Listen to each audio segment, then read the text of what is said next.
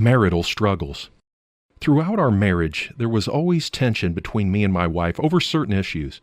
My wife decided to stay married to me so that together we could live and fight for the destruction of infidelity and for the spread of Islam. Shortly after getting married, she became interested in living a normal life, however. Our second problem was a struggle over leadership at home. My wife came from a more tolerant and maternalistic family, but I was from a strong authoritarian paternalistic family. She wished me to have her consent in everything, contrary to my desire and the instruction of Islam. Our third marriage problem arose when I became unemployed and poor as a result of my opposition to the mullahs, and therefore had no choice but to take her and our eldest daughter to live with my mother in the village where I grew up. The limited lifestyle of the village made her unhappy. Later on, when I was caught by the mullahs, she took our daughter and went to the city to live with her parents. She was alone then, and without marital tension, able to think about the future of her and our daughter. Now, after joining me again in Turkey after several months, my situation seemed worse in my wife's eyes. First, I lost money to my business partner. Then I lost my religion, becoming an apostate and a threat to the family. I was trying to surrender my authoritarian leadership and the legacy of my father in Islam to the cross. Her passion for leadership escalated. Sadly, this is typical of Middle Eastern Islamic authoritarian lifestyle. Somebody must be on the throne of tyrannical authority. If the husband comes down, the wife will take over power.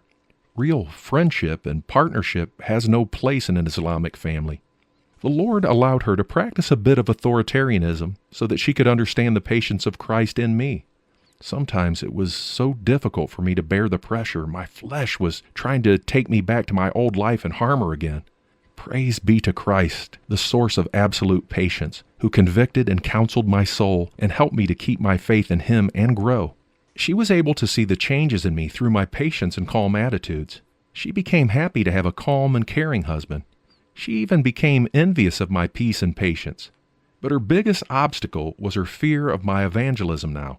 I wanted to tell family and friends of my faith in Christ as soon as possible, but she was afraid if the news of my conversion spread to Iran, her family would be in danger.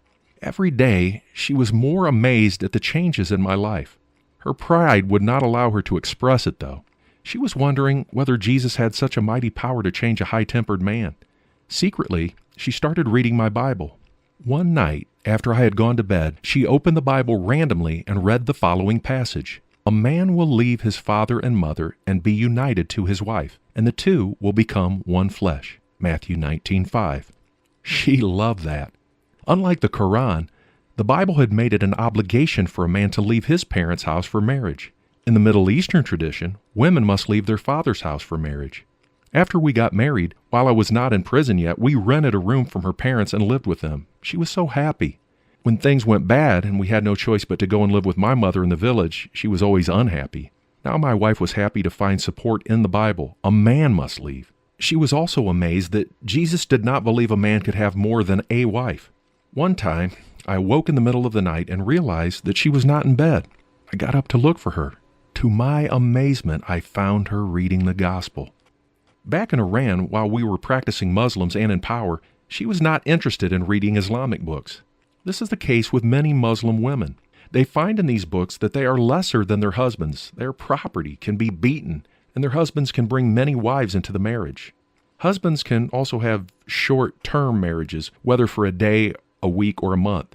I put pressure on my wife to read Islamic books and learn about my rights and how to deal with other wives if I wanted to marry again.